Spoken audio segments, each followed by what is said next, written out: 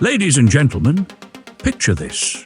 It's 1928. The world is buzzing with jazz, flowers and cars that look like rolling bathtubs. Meanwhile, over at the Martin Aircraft Company, someone clearly looked at a car and said, "You know what this needs? Airplane vibes." And thus, the 1928 Martin Aerodynamic was born, a vehicle so ahead of its time that even today it feels like something out of a science fiction movie where everyone wears goggles for no reason. And hey, if you love weird and wonderful cars like this, make sure to hit that subscribe button. We have plenty more where this came from, and who knows, maybe one day we'll find a car powered by pure confusion. Now let's dive under the hood. Metaphorically, of course, because the engine is actually in the back. Yeah, Martin Aerodynamic was already flexing that rear engine muscle way before it was cool. Developed by Martin Aircraft Company in Garden City, New York, a place better known for planes than cars, this aerodynamic beauty was the company's attempt to merge aviation technology with the automobile industry. And honestly, they nailed the weird part. This car wasn't just about looking futuristic. It was designed using the principles of aerodynamics pioneered by Paul Jaray, the guy who basically invented the whole cars should be slippery concept. The result? An aluminium-bodied, one-door sedan with a sleek, teardrop shape that made your average 1920s car look like it was wearing a cardboard box. Underneath that science fiction shell was a four-cylinder, water-cooled Continental engine mounted in the rear.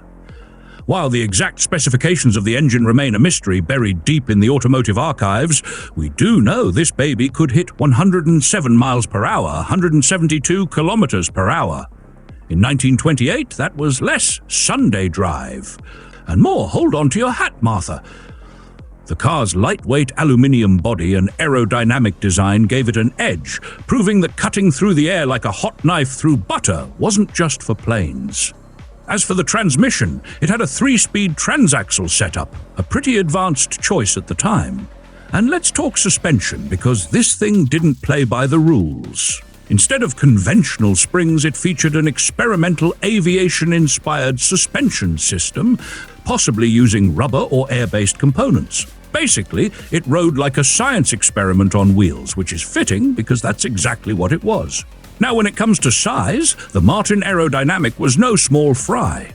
It had an 86-inch, 218-centimeter wheelbase, stretched to a total length of 158 inches, 401 centimeters, a width of 62 inches, 157 centimeters, and a height of 60 inches, 152 centimeters.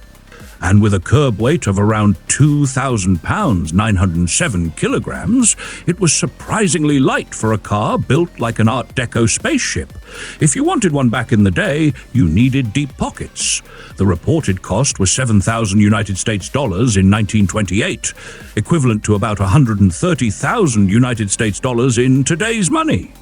For context, the average car back then was around 500 to 700 United States dollars, so owning a Martin Aerodynamic was like casually buying a private jet for your grocery runs.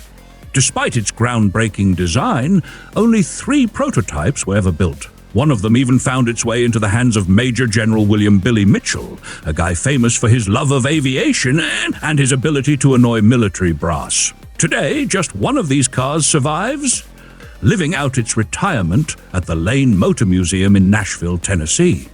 If cars could talk, this one would probably say, "I told you I was cool." What made the Martin Aerodynamic so special wasn't just its futuristic look. It directly influenced later designs like the Chrysler Airflow and the Tatra 77, which borrowed heavily from its aerodynamic philosophy. It also predicted the whole rear engine craze decades before it became mainstream. Basically, it was the hipster of the automotive world, doing everything cool before it was popular. Until next time, drive safe and stay aerodynamic.